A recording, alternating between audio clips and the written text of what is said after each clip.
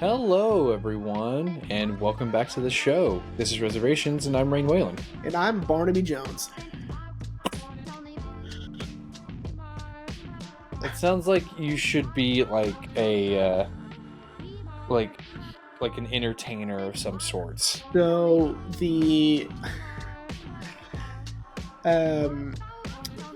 where that name comes from is from a movie. It's, I don't know, like probably the best Christmas movie of all time. It's Jingle All the Way. Sinbad has, the package that he's saying is a bomb, right? And he's threatening the cops with it. And he's like, get on the ground, whatever. Put your guns on the ground, get on the ground. And then the police chief is still standing, and he goes, you too, Barnaby Jones. And so that's, for 25 years has been stuck in my brain as. That's such a deep cut, and that's and you're not talking about Sinbad in the movie called Shazam, because that movie doesn't exist. Right. Can I be honest? I haven't seen that movie, Jingle All the Way. I haven't seen that movie in like 20 years. Wow. I watched it this year during Christmas time. So. Well, and see, like at the store during Christmas, like we'll put on Freeform on the TV. Yeah. Because they do their 25 days of Christmas movies, so they just cycle through fucking movies. And I'm like 90% certain Jingle All the Way played at one point, but I wasn't paying attention. Of course not. Like, and, even if it's better probably that you weren't paying attention. Yeah. So. Now, if it was Home Alone, then yeah, I'm paying attention. And especially Home Alone 2, A Tale of Two Kitties. I'm in. Home Alone. Home Alone 2, staying in a big ass fucking hotel. Yeah, the Squeakle. Yeah. The Squeakle. Yeah. Well, welcome back to the show, everyone. So just like last week, this episode's coming out on Wednesday. Jeremy, would you like to tell them why? I was out of town.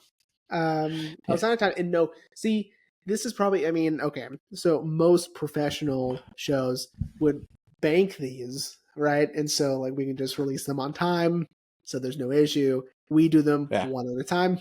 So yeah. Well, there was that one time we did have 2 episodes in the can because we knew. Well, we just recently did it when I went to Disney. We had that episode locked and loaded. That's true. Ready to go. Sometimes we're responsible, but not all the time. Yeah. And would you like to tell everyone where you went? Went to Branson, Missouri. Missouri. And some friends. Yeah.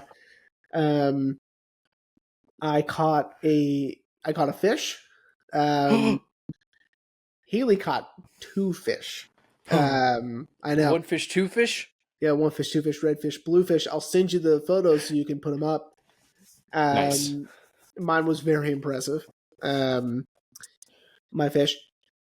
It was approximately, okay, so Haley's were about 14, 15 inches. So hers were pretty substantial. So, a little over a foot long. Mine was, again, approximately, we didn't measure it, but judging by how big hers were, mine was about 3 inches long. Wait, you're saying 3 inches long or 3 inches longer? 3 inches long total. So when I caught it, there were some fishermen. Oh, I think Haley just sent you the pictures while I was sending. Yes, she did, and that's funny as hell. There were a few other fisher people around us, and when I caught it, I was so excited, and they said, "Wow, good job!" They use that as bait, and I caught. Now here's a question for you, buddy, because I know how much of a humanitarian you are. Yeah. Was it catch and release, or did y'all cook them up? It was catch and squish. So we'd catch them, we put them on the ground, and we squish them with our feet. You're fucking lying. I was about to say. No. So, it was catch and release. I was trying. Listen. I wanted to do catch and throw it as far as you can in the lake. Okay. Oh my god. But people around me were like, no. Absolutely do not do that. So let's catch, and then here you go. Right back in you go. Well, I mean, good job, buddy. I don't have the patience for fishing. It does take and a I lot of that. and I am also not quiet enough for fishing. Old wives' tale, man. They can't hear you under the water. So No, I whoever told know. you that just wanted you to shut up. That's probably true. That's probably true. Brief little story, and then we're gonna jump into the episode. The last time I distinctly remember fishing was years ago. It was, I think I was like 8. Mm-hmm. Jordan was barely 2. And we went to Brady to see my great grandparents. Brady, Texas, for anyone who doesn't know, is on pretty much a lake. And my dad, my granddad, my uncle, and me and Jordan all took a fishing trip, and it was like an overnight fishing trip. So we slept on the boat. That was fucking terrifying. Because even though the boat my granddad had, had railings, and it was a big boat, Yeah. I was still so terrified to sleep outside in a life jacket, and it Oh got no. fucking Yeah, cold. Haley would have passed away if you made her sleep on top of a boat overnight. She would have passed away. So yeah, it was not fun. And apparently my dad all night had been trying to catch this one catfish, and the catfish kept like eating all his bait and then like running away.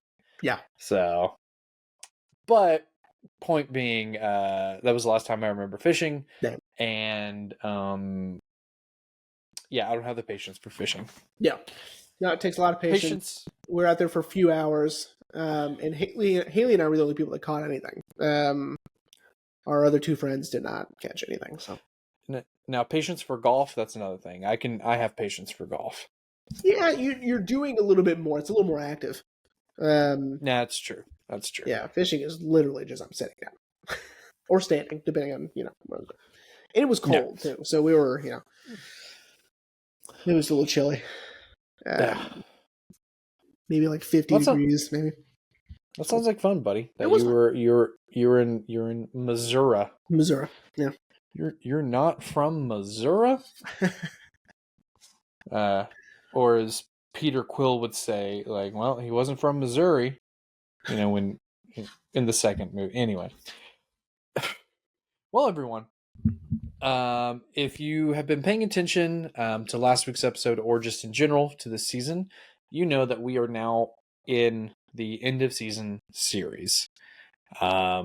This just a quick reminder, this season it was my pick, and I decided to do something kind of interesting, kind of in the vein of how we did The Dark Knight, sort of a series in quality.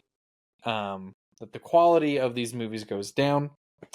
But of course, I'll let Jeremy be the judge of that, considering I'm the one who's seen all 4 of these movies. But we are doing the Matrix films, which means today we are starting with the first film, The Matrix. I think we can both openly say that we both did not see this movie in theaters. Oh, no. Because this was 1999, That's and right. I distinctly remember the first time I ever saw this movie was on VHS, probably in like 2003 or 4. Around the time the sequels were planned. I'm trying to think if we had this on VHS. I don't think we did. The first time I saw it was on cable. So like I saw it on like TNT or something, Oh, so you saw it censored. Yes. Yes. Yeah, and I really kind of don't remember. Like, this was my first time, honest to God, sitting down and watching it. Like, with no interruption. Yeah. So, yeah, no I guess I'd only ad. seen it that one time, I guess. I mean, I had it on DVD. I remember having it. But it's probably just one of those situations where it's like, yeah, I mean, I have, stuff behind me that I haven't seen yet. You know what I mean? So, Yeah. probably one of those situations. But Yeah, this time, which Well, so then we'll talk about it, but yeah. Well, so then I wanna hear your newly found fresh perspective of what you I thought of this movie. I like most of the time am in agreement with Roger Ebert, Okay. where I really liked it up until about 2/3 of the way, and I was like, "Oh, that's it. I forgot that was it." Because it's like it's so intriguing, it's so interesting, and so full of possibilities in this first section, even later on into like the bleeding into the second half of the film.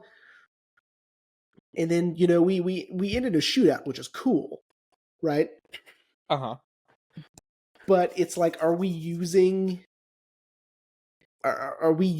all that we have for this story? I don't think so. And maybe we'll get a little bit further into it, which I doubt, in the next ones.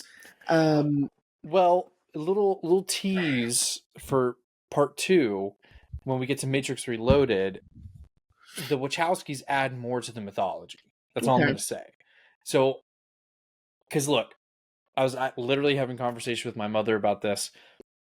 Reloaded has a lot of interesting things that I wish the Wachowskis would have expanded on. Hmm.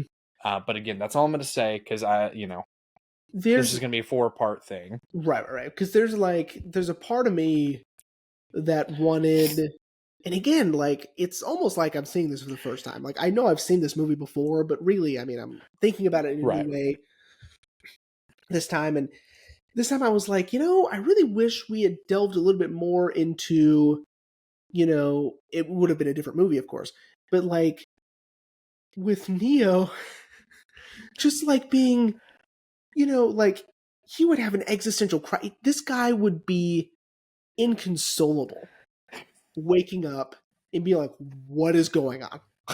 you know, Okay. like Yeah. imagine, you know, like he would be a broken person for a year at least, and then we can go, okay, he's better now. We've got him acclimated to this real world. You know, now let's talk to him about let's save the world. You know, Yeah. Okay. So before we get too deep into it, I'll run through the quick sure. synopsis. Yeah. So if you haven't seen The Matrix, which what rock have you been living under? Um, The Matrix is um, a, I guess you'd say, dystopian. I didn't do a thumbs up, You did. son of a bitch. Um, a dystopian sci-fi action film following our main character Neo, played awesomely by Keanu Reeves, one of his probably most, besides more recently, one of his more defining roles. Neo is a hacker who is trying to find this guy named Morpheus. Spoiler alert: he gets to meet Morpheus, A stick. played played wonderfully by Lawrence Fishburne.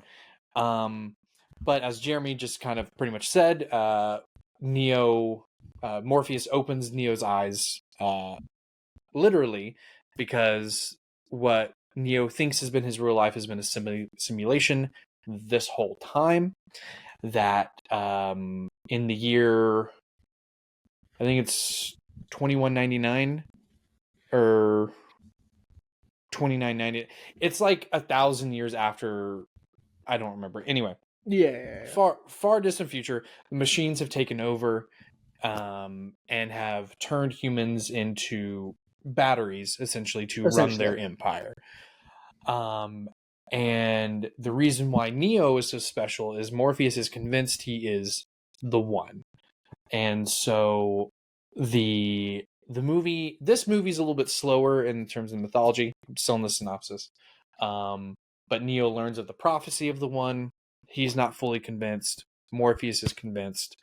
Morpheus is then kidnapped by these programs called the agents, which are the machines, led awesomely by Hugo Weaving as Agent Smith. And Neo decides to go back into the Matrix to save Morpheus, and in doing so, inadvertently becomes the one, starts to believe that he really is the one, saves the day, and then that's the Matrix. So I see what you're saying. There is, this movie doesn't have a lot of, I don't necessarily want to say substance, but I will agree with you that half of the movie is build up to this world that we've been living in, that everything has been a simulation, that the real world is so much more bleak, and there's just remnants of humanity. Mm-hmm. So on the one hand, I agree with you that like let's build on that more. But on the other hand, I'm like, well, we don't need to. We already know the stakes. We already know where the world is. We need to know if Neo is this one that everyone's been talking about. Sure. So I agree with you to a point. Mm-hmm. I really like this movie. I probably rewatched this movie multiple times. Mm-hmm. Problem is how I rewatch The Matrix is I can't just watch The Matrix and then I'm done. I have to watch the rest of them. And originally that was just the other two, but now it's the other three, which we're gonna get to. But so yeah, I fully agree with what you're saying, because I do wish that the Wachowskis had expanded on it more. I think the reason why they didn't, and we talked about this in our Perfect Blue episode. Shout out to our Perfect Blue episode. That episode's doing really fucking good. Nice. But they drew a lot from an animated film, Ghost in the Shell, Okay. not the Scarlett Johansson version. Well, no, obviously. Of course not. But there's a lot in Ghost in the Shell that they pulled from, Mm-hmm. if not outright ripping off scenes. But again, Aronofsky did the same thing with Perfect Blue. So I think maybe that's why. Maybe they knew, like, people are gonna already compare this to Ghost in the Shell. Let's try to move it around. Now, of course, the dystopian thing of the machines taking over is not in Ghost in the Shell. Yeah. In the universe of Ghost in the Shell, humans have just augmented themselves with cybernetic enhancements. But Ghost in the Shell deals with memories, identity, and the human brain being hacked, essentially. So that part they drew from, but anyway, I'm just trying to help lead us through this. Right. No, this movie is a lot of fun. It's really cool. It's up there with one of the best sci-fi films, ever made. It's this cool, like, cyberpunk mixed with some gun fu, that John Woo made very popular with, like, things like Hard Boiled, and which is cool. The bullet timing, of course, is revolutionary, and it changed movies forever. This movie probably changed movies forever because, it just showed you, there's very little limitations with what you can do, right? Yeah. But this movie still has its flaws, and I'm not going to say, I'm not going to sit here and just bash The Matrix. That's not what I'm here to do. I like this movie. It's a cool movie, and I like it. Okay. Yeah. Just one of the, while I was watching it, I was like, I want a little bit more. First, I want way more explanation of what he means by he's a hacker. I don't know what that means, right? I need so much more info when it comes to, you know what I mean? Like, I know I don't really need it, right? But it seems to be kind of important, which is how he's connecting with Trinity in Morpheus and getting involved with that. But we get very little of that. And I wish I could have spent a little bit more time, honestly, with him in the actual Matrix, with him being sort of unaware of it. Okay. And then we could juxtapose that with him being aware of it, and maybe spending a little more time with him in the Matrix knowing it's a simulation, right? If he knows it's a simulation, how does that change his day-to-day life? Obviously it does, right? Or it would. Right. And seeing what that does to him, right? That would have been really cool. Also his eventual relationship with Trinity, I feel, is undeserved, period. There is no indication they even know each other's first name. Just wait till we get to Resurrections. You're gonna be so fucking mad. I'm not mad because I was mad. Okay, well, I feel that it's undeserved in this film. We've already established it now for the films to come, so it's like I can't be mad at it because we've technically established it with this movie, but we didn't establish it for this climax at the end, right? They spend very little time together one-on-one. They're, we're not getting a lot of scenes with them building a connection, let alone a romantic connection. That's insane. But yeah, those are my main. And I agree. The love, the love plot with Trinity and Neo is sort of rushed. Yeah, but I think the Wachowskis were just hoping people would be like, oh well, because as she tells what she thinks is a dead Neo, her prophecy that the Oracle told her, I think the Wachowskis were just banking on people to be like, oh well, it was predetermined, like they were always going to fall in love, I see. But yeah, but I understand where you're coming from, and that's fine. I mean, most of this movie is really cool, and it's really fun to watch. It's super entertaining. There's lots of action. There's lots of, where there's problem solving. There's training. There's, lots of gunfire. I mean, yeah. And again, with the climax being just this massive shootout is fine, right? Shootout and chase, because it is technically a chase as well. Right. What that has to do technically with the actual Matrix is sort of like whatever. I think that's also a little wishy-washy, but I like it, right? It's still fun, right? Yeah.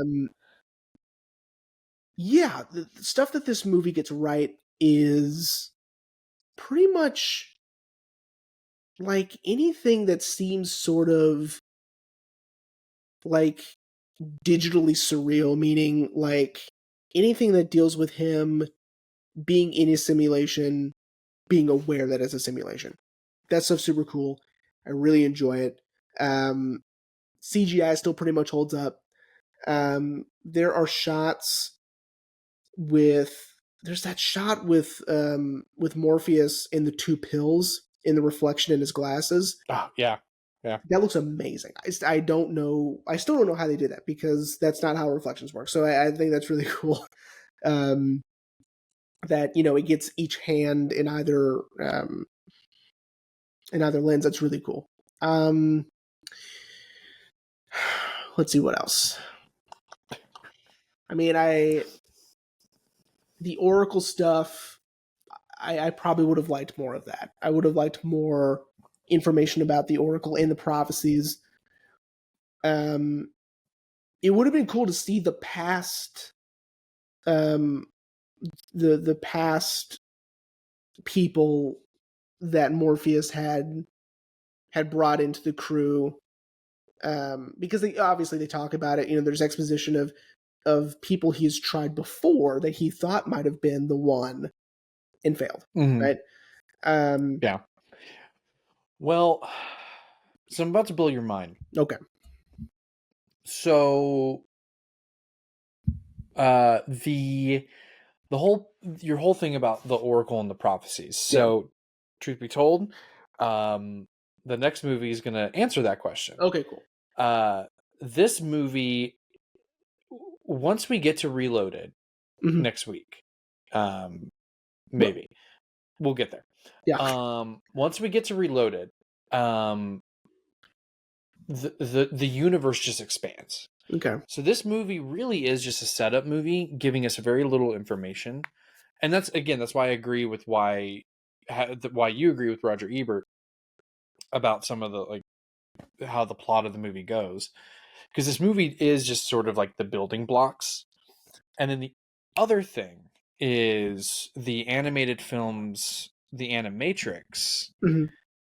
doesn't really go into the other people that Morpheus has tried out, but it gives us more context to what happened between the machines and the humans. Okay.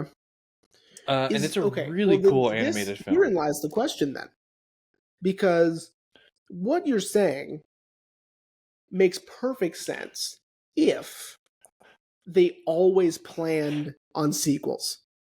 That's true, and Is that the case? Because if that's not the case, then we're talking loose ends. If and I feel like I in my heart of hearts, I feel that the Wachowskis did not plan on sequels, because when they did sequels, they did them a few years later, and then they just did them back to back. Right? I'm gonna agree with you on that. I don't think they ever intended to. Here, I'm looking it up right now. I don't think they ever intended to do a sequel, Mm-hmm. because yes, the first one was 99, Yeah. and then Reloaded was in 2003. Yeah. So, or at least it was released in 2003. It was filmed uh between 2001 and 2002. So about 2 years later they started production Okay. on a sequel. But then I'm assuming they filmed um Revolutions back to back. Yeah, they did those like back to back, or like at Yeah. the same time probably. So I want to say, I'm going to play devil's advocate and say initially, no, they Okay. did not plan on doing a sequel. Which again And then is fine. after Because the release, I think they're like, oh, there's more story to tell here. well, and it's easy to expand on, because like you could argue that these aren't loose threads necessarily. Sorry. These aren't loose threads necessarily. They're more topics for interpretation, right? Okay. Or you get to decide. Right? It's a choose your own adventure. You get to decide what this means, or where this storyline goes, or what the implications of this is. Roger Ebert compared this movie a lot to Dark City. Shout out to our Dark City episode. Well, some of it was filmed on the Dark City set. Well, there you go. Dark City, I mean, this is going to be controversial. Okay? Dark Okay. City, if we're talking director's cut of Dark City, I like it more than this. I Okay. like Dark City more than this. Probably just for aesthetic purposes. And it's like the whole thing is a mystery, right? Yeah. Which I like. And it takes a while. I mean, and you get these bits and pieces, and you're putting it together. They're giving you information, but they're not giving you the whole piece yet. It's all, it's great. I love Dark City. Yeah, if anyone didn't know if Jeremy loved Dark City, go back and listen to our Dark City episode. This one though, it has similar bones to Dark City. It answered things too fast for me, because it would have been so cool if I just let me think about it for a while, like what could possibly be going on, and then when they unplug him, so cool, right? I see what you're saying. So what you're saying is, rather than we only get maybe like a fourth of Neo's life in the simulation, we should have gotten maybe a third. Maybe. Okay. This is also probably a negative byproduct of this movie being so ingrained in our society, in our pop culture, in even in just the normal lexicon of just how people speak to one another. Anytime something weird happens, or there's a weird coincidence or whatever, people always say it's a glitch in the Matrix, right? I mean, this is just like, it's just part of our world now. So, I'm sure if I were in the theater and in 1999 and we're, 30 minutes in and Neo gets unplugged, I'm losing my mind, right? Yeah. And I don't need a whole half trying to figure it out, right? Because that's not the point. The point's not to figure it out. It's not a mystery movie. I'm scolding myself. I'm like, chair. It's not. Quit it. It's not a mystery. It's not a puzzle. You don't need to solve it. I and again with this movie is there's a lot going on. Mm-hmm. And even with the antagonists, I like in this one. I'm sure it's different in the other ones. From what I remember, I've caught maybe like 20 minutes of it on cable once, the second one. Uh-huh. In this one, it's different people playing agents, right? Is it my understanding that it's just Hugo in the next ones? That he is Agent Smith and he's all of them? So yeah, so a little tease for the next two episodes. Yes, yeah, in this one, in this film, Hugo Weavy is one of the many different agents. Right. When Neo explodes him, he frees him from I guess the rules of the restrictions within the Matrix, so he can be free. So he just starts to take over. I see. So he starts taking over everyone, other agents, other humans that are still plugged into the Matrix. So yeah, so for the next two movies, it's all just Hugo. It's all Hugo Weaving. Okay, that's cool. Which is going to culminate when we get to part 3 of Revolutions, which I'm going to just save that. But yeah, yes, you're right. So I in a way, I like both. I like that he's just one of many in this one, and then in the next one, I guess it's cool that he's everybody. I mean, that's fine. It's time for me to say something nice. So, things that I love, right? I love the idea of these agents are basically computer codes or viruses in a way, right? Working for the machines. Right. So I like that. I like the idea that they can hack into people just at a moment's notice, right? Like they can take over your body, while they're trying to chase Neo and company, around the city. Yeah. Whatever. That's cool. I like that a lot. Okay. I do like the setting once we get into like sort of this third act. I like the way it looks. I think it's really neat, right? I like sort of the grungy sort of like, again, the cyberpunk, but like leather cyberpunk. It's kind of cool. I love that, these, and Haley even said it, we were watching the movie and she was like, it was when Neo was going to that bar in the beginning to meet up with someone who knows Morpheus or whatever it was. And she goes, "Is that a S&M club?" And I looked. Yes, it was. And at first I said, "No, that's crazy." And then I looked and I said, "It does seem a little submissive and dominant in there."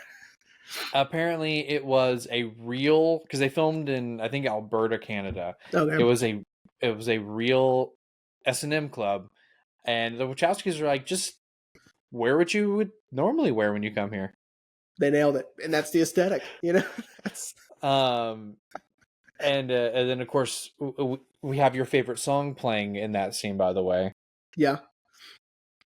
Do you remember what song it was? I don't remember. It's been days. It was Dragula. Oh, that's right, because Haley started singing.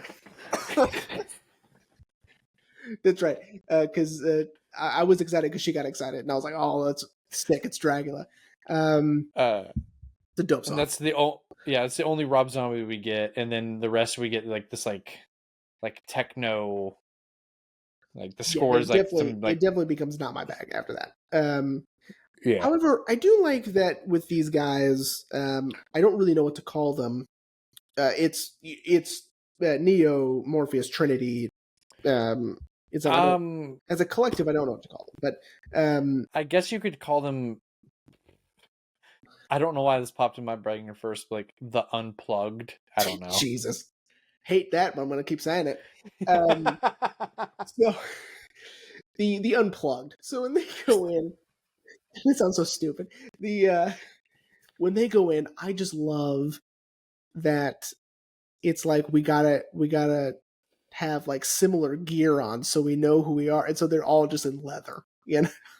Leather and black, except for Switch. Switch is the only one in white. Right. I Which is interesting. Because even like, I think it's because I've seen him in so many other different things.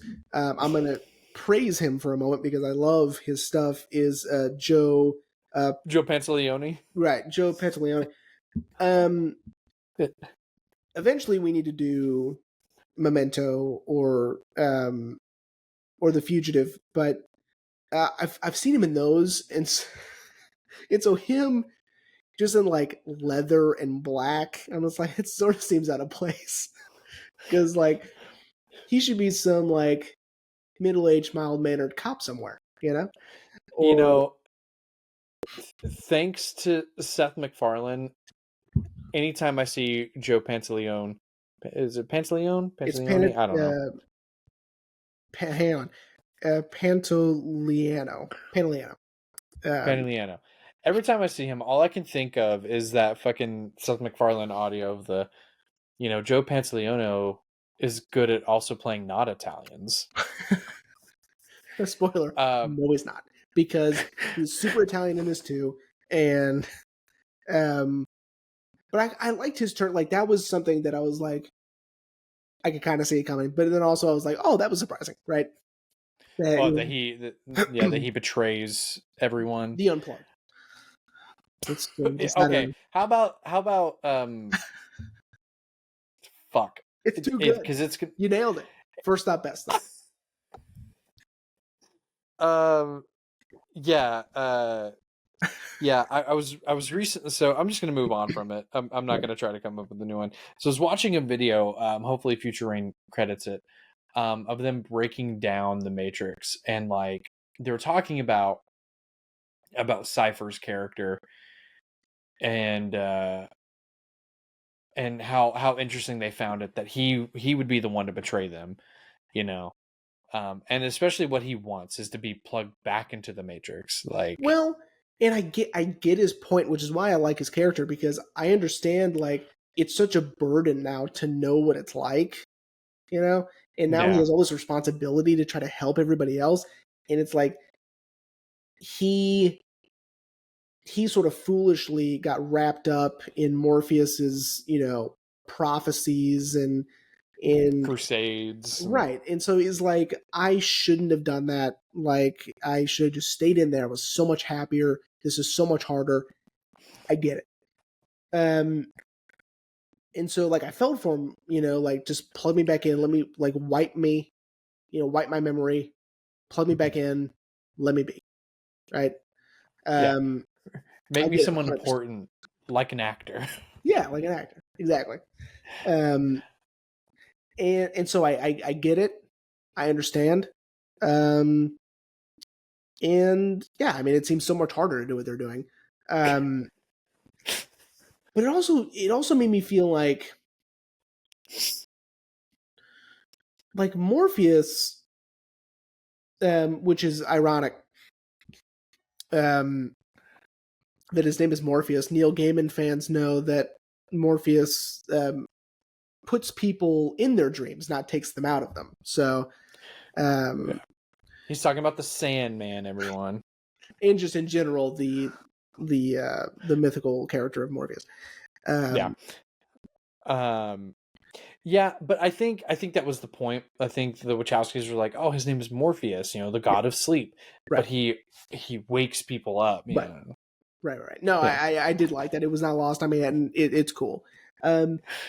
His character is super interesting because he's sort of like, to give a modern example, he is Stilgar, right? He okay is convinced that Neo is the one. He is the Lasan al Gaib, right?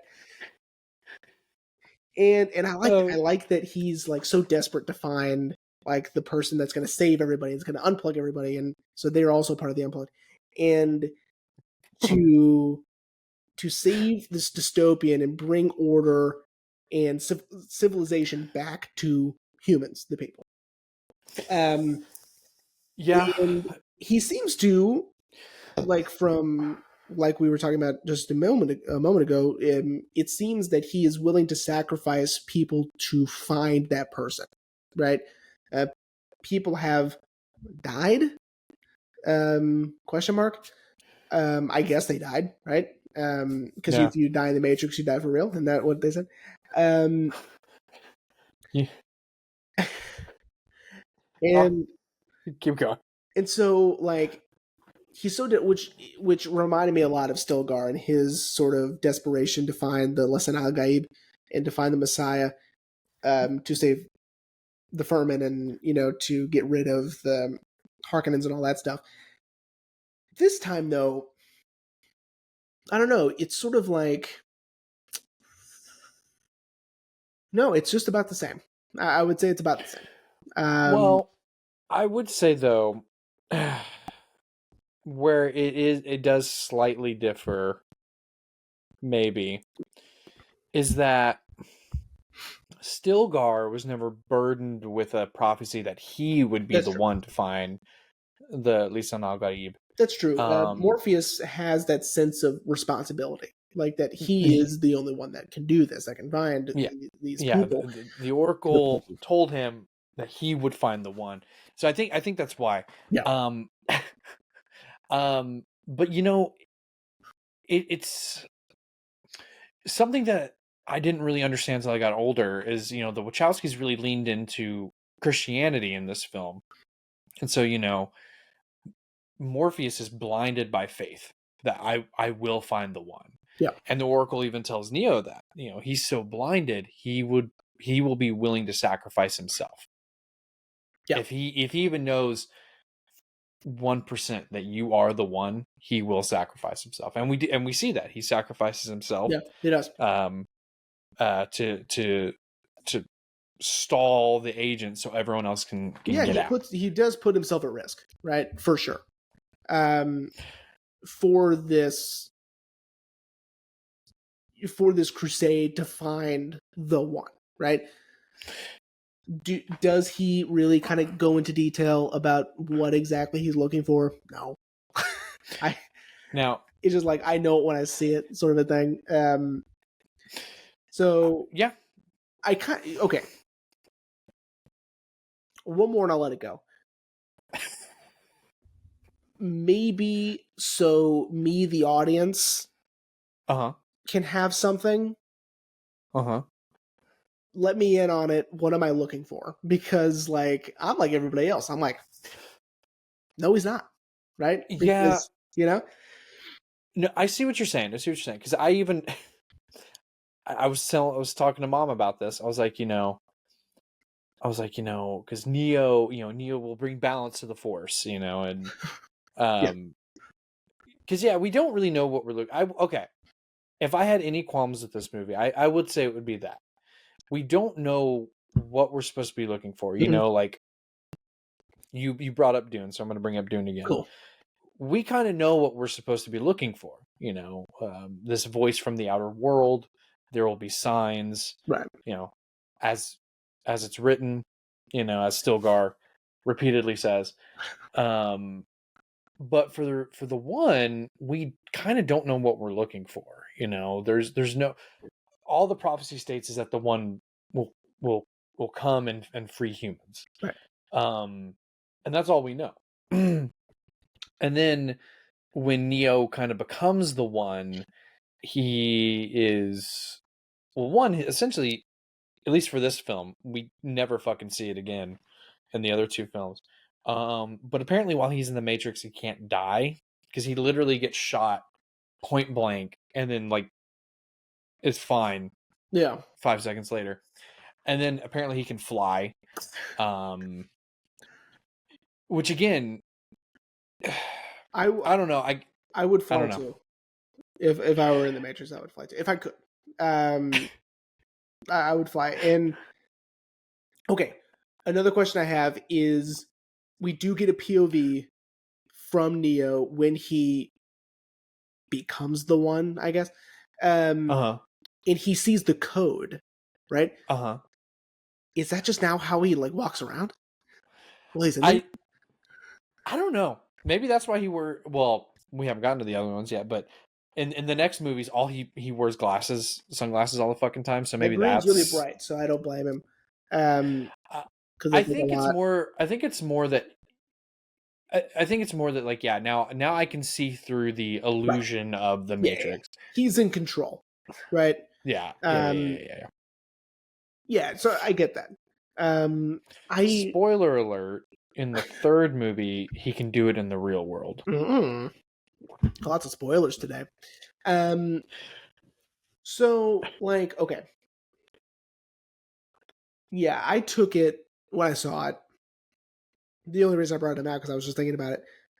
I took it as, you know, he can see through the artifice of the Matrix and he can, be in control. I don't think it's like literally that's how he sees, right? Because that would be crazy. I know. Everyone's trying to hold a conversation with him. He's like, I don't know. Can you I see can't. through the walls? Like, I can see and hear everything all at the same time. Could you please just hold on? Let me Man of Steel adjust real quick. Yeah, exactly. Weird shout out. But I get it. It was a good it was a good analogy. So I want to talk briefly about just how impossibly complicated filming some of this stuff is. Okay.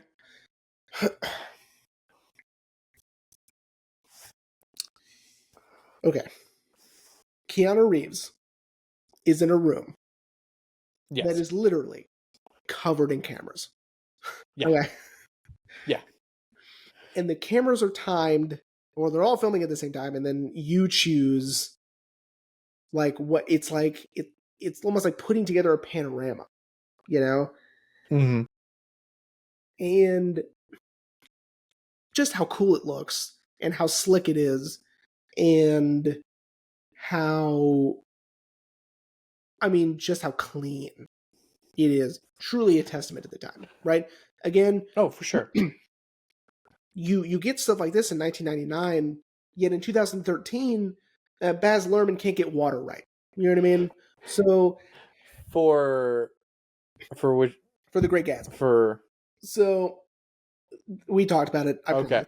The water looks terrible. So anyway, like it's so cool, and to come up with that concept is so interesting because it truly is like a game changer when it comes to filmmaking. Yeah, I think what it was is this was during a time when CGI was so new that they were taking their time with it.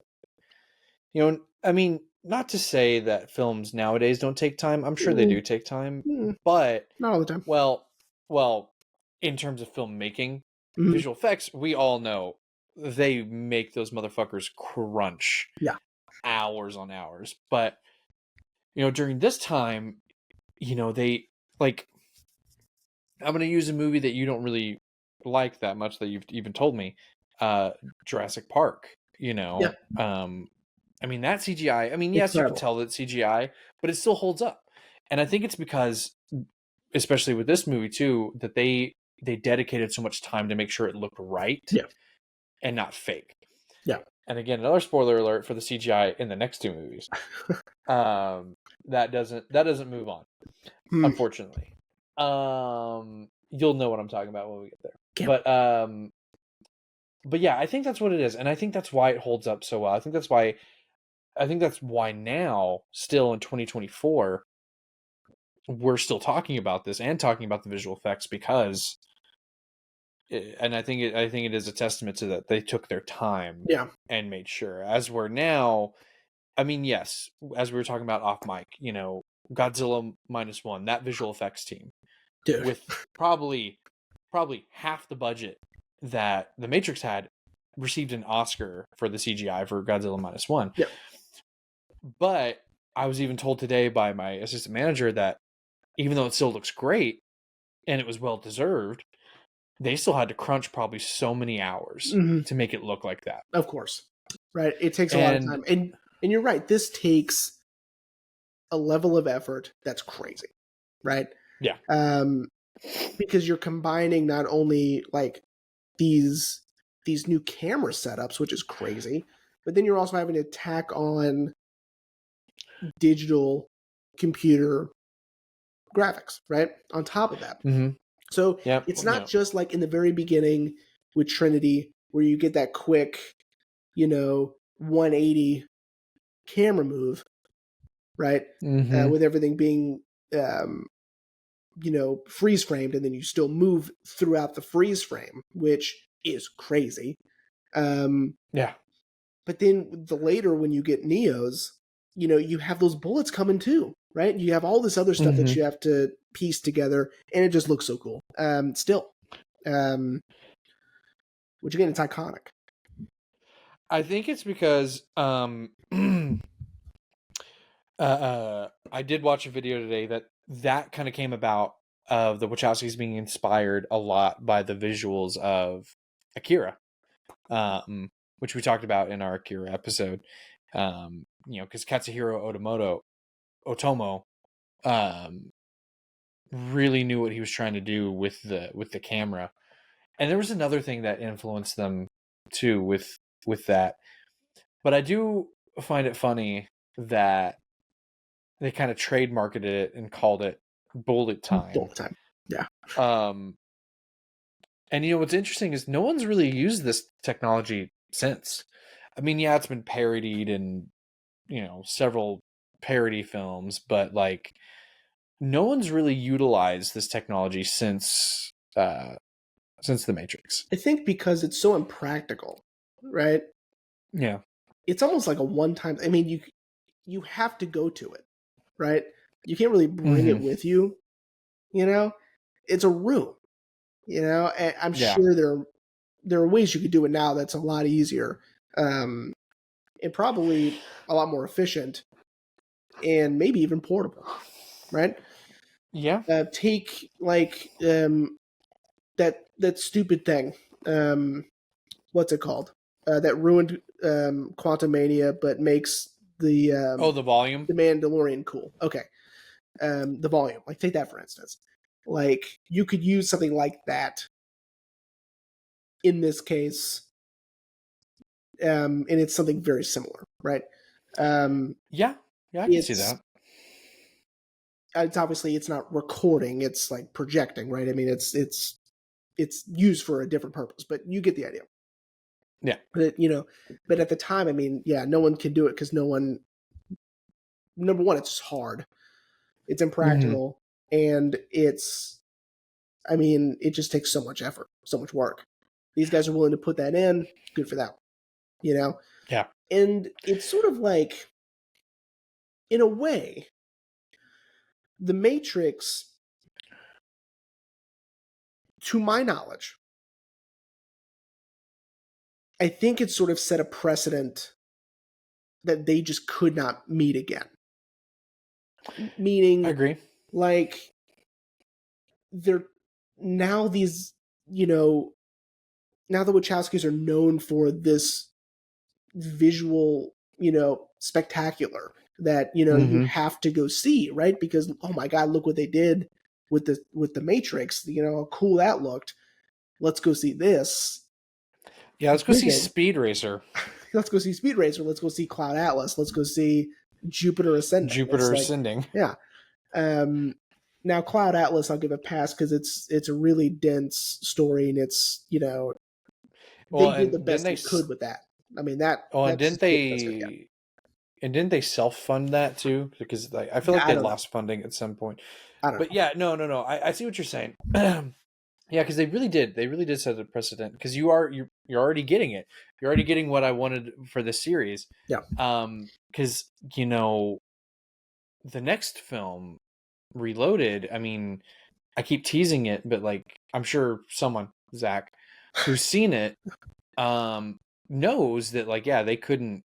They tried new things with Reloaded, and then of course Revolutions, uh, Can't wait. and then Resurrections, which is that's a whole nother can of worms. But yeah, I agree. Because then like yeah, like I said, like, didn't you go see Speed Racer? God. Well, I will never forgive them for Speed Racer. I mean, Absolutely. it sucks because you you have such great success and you have such a great idea and a great vision, and it does so well, and people love it. People are talking about it forever, right? Yeah, Uh, absolutely.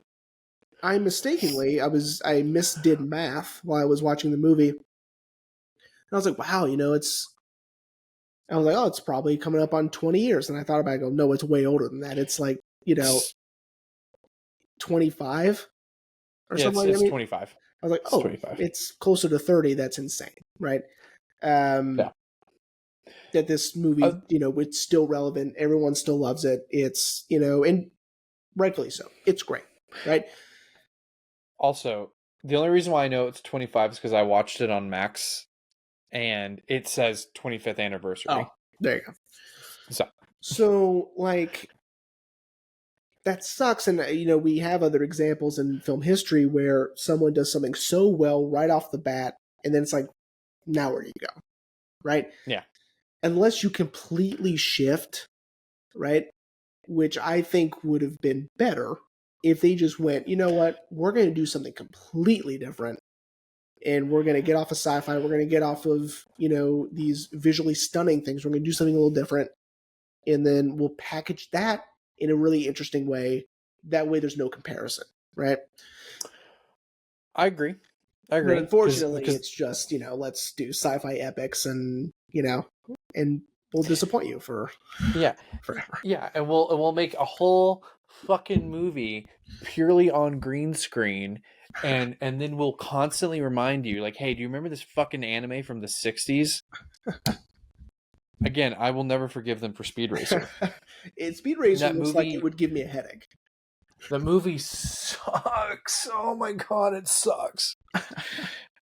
And look, hang on. Emil Hirsch is doing God's work, okay? He's trying. He's trying so hard to help you care Mhm. about speed.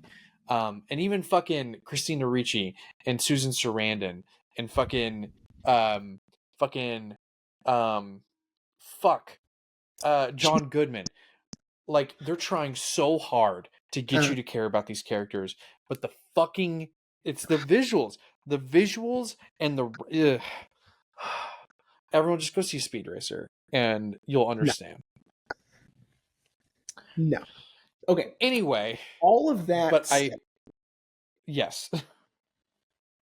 this movie is great. It sets a precedent, right? Yep. Mm-hmm. That they really can't reach that bar again, to my understanding. Now, am I going to hate these next two? I don't think so. Or three. I don't think I'm going to hate them. I think that I'll still have fun. I think I'm going to be entertained. I think I'm going to get more story, which is fun, right? I'm going to get more action, which is fun. I don't think, like, I'm not going into these, like, rolling my eyes. I think it's going to be fun. Yeah, no, I think you're gonna enjoy this series. I will say personally, my least favorite is three. Three Okay. is my least favorite. Which But is, we'll I'm get there. expecting, right? I'm Yeah. expecting 3 or 4 to be the worst ones, right? Whatever. It's not like when I watch a movie, for me to for me to say I hated it, I need to be Uh-huh. mad it exists in the first place. Okay. Um, like Old, for instance. I'm so mad that movie exists, right? I hate Right. that, right? So Yeah. that's pretty much the only time you'll ever hear me say it is if I'm angry it got made. If I'm less like, you have put no work into this, you have put no you have wasted my time, right? Which is sort of on me for wasting my own time, which makes me mad at me, and then here we are. But then it's like, I just feel like you didn't try, right? I Okay. don't feel like Okay. M. Night Shyamalan tried, right? The fact And that he's he's already got a new fucking movie coming out. in his daughter too, like I'm just over it, man. But so, um, but with this, like with these ones coming up, I already don't feel that way, so it's fine. I like I said, I think you're gonna enjoy the movies. Because again, 2's gonna give us more story, which we're gonna Cool. get to. 3 makes me angrier than anything. Not I'm the opposite of you. It makes me angry in the sense that actually no, I'm not gonna I'm gonna save it. I'm gonna save it for Okay. when we do that. And then 4 is fine. But we'll get there. Yeah, we're gonna get there. Everyone is great in this. Absolutely. Again, Keanu Reeves really showing his talent for action, his talent for martial arts, his talent for, at this time, I would say being so interesting without being interesting, because, because at this point in his career, I think Keanu Reeves is like sort of dull. But Are you talking about like now? no, now he's great. You're But talking about then, before he did The Matrix and like, yeah, in this, he's sort of dull, right? Like he's no. like Speed, Point Break, like he's sort of like the same sort of person. His line delivery is sort of like weird and dull. Hey, you didn't mention Bram Stoker's Dracula. In Bram Stoker's Dracula, that his accent with that is crazy. But again, he's not terrible during this era. I'm not a huge fan of him in this era. Yeah. This is a little bit more, but still sort of dull. But this movie is so interesting that he's interesting. So Yeah. I'm cool with Well, that. and when what's funny is a lot of the stunt team that he worked with on this, he still works with to today. I mean, Chad Stahelski, who was his I think stunt coordinator on The Matrix, fucking directed him on all 4 John Wick movies. Yeah. So Well, dude, you can tell, right? Because again, the yeah. stunts and the action work in here is incredible, right? There's no denying this movie is stellar for action, right? Absolutely. So I guess let's wait and see. Yeah. So Jeremy, I'm assuming that was our wrap up. Yeah, I guess so. Yeah, man, again, as the movie is a setup, so is this first episode. The first episode is a setup. I had a suspicion that we probably were just going to sing this film's praises, have nothing much to talk about. Reloaded, I can foresee that episode's going to have a lot we have to talk about. But before we get to that, Jeremy, I think we have a special announcement for the audience. Yeah. So everyone, as most of you know, again, Zach, when we're in our end of season series, we tend to, do all 3 to 4 parts of the series, and then we're done. Well, Jeremy and I did the math, and after this episode comes out, our next episode will be our 200th episode. Boom, balloons and streamers. Yeah. Hopefully, Future Rain puts that in. Excuse me. I'll probably will. But so we decided, like, well, what were we gonna do? Were we just gonna do Reloaded as our 200th episode, or do we want to do something special? So we decided after this episode, we're gonna press pause and do something really special. We're going to do watch a movie with us. Now we're still trying to figure out how this is all going to work. But essentially, Jeremy and I picked a movie, which I think we should keep it a mystery. Okay. That's unless you just want to tell everyone.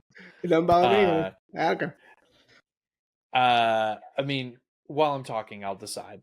But we're gonna watch a movie with us. You're gonna hear our live reactions to the film, and maybe we'll do a quick little breakdown after it. I mean, the movie we picked isn't that long, so no, it's very short. I've seen this done before. I haven't gone and actually sat down, put it in my ear, and watched a movie at the same time, right? But I like the concept of it. I think it's like, I forgot who it was, but they were watching There Will Be Blood, and I was like, that'd be really interesting to like sit and like listen to someone while we're watching it. Sort of like commentary, but I don't have any fun facts for the production to share with you. Right, I wasn't there, so.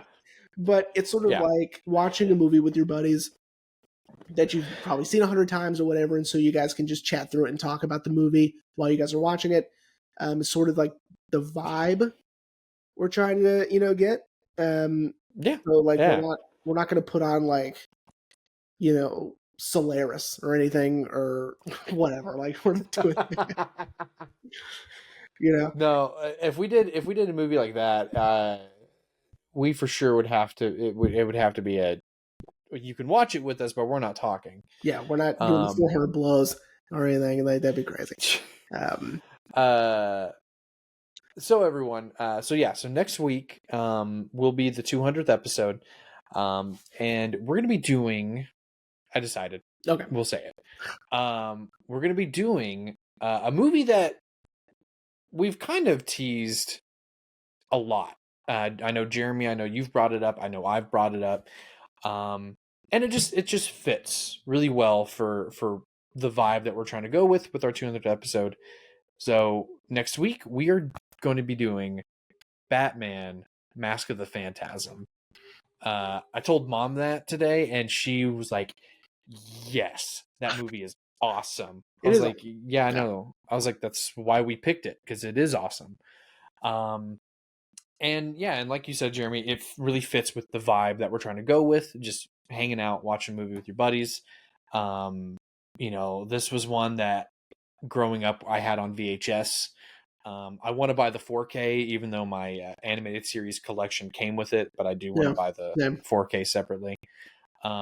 It's a fantastic Batman movie, man. It's so good in that even though it takes place in the animated series universe, we don't need to know when it happens in the continuity. Sure. Because it's just so good. Yeah, and like, to be clear, this isn't going to be like a live stream. This will be something that is pre-recorded, so we will tell you when to press play. Is essentially what I'm saying. So like we'll count down, we'll say press play, and then here we go. Right. So this is something that you can listen to later. You don't have to do it at any specific time and place. So correct. Jeremy and I are going to watch it live together, but you don't have to tune in. No, maybe you won't be able to. So Future Rain maybe might post the full reaction. I don't know if we can. I mean, we're not monetized on YouTube, so I don't see why that would be an issue. But for sure the audio will be out, and so you'll get to hear our live reaction. You might hear the movie depending on if we can figure out, if Future Rain can figure out how to record the audio without you hearing the movie. But right, I mean, I know how I'll do it, so you can figure out your own thing. But I'm just gonna have it in my ear. So okay. See, we'll talk about it once we're done. Sure. But everyone. So super exciting, exciting stuff. If this goes well, maybe for the 300th episode, we'll do it again, and maybe we will live stream it, and you can tune in. Who knows?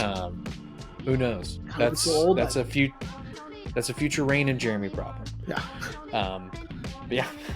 All right, everyone. Well, we hope you enjoyed part 1 of our Matrix breakdown for our end of season series, and we will see you next week for our 200th episode.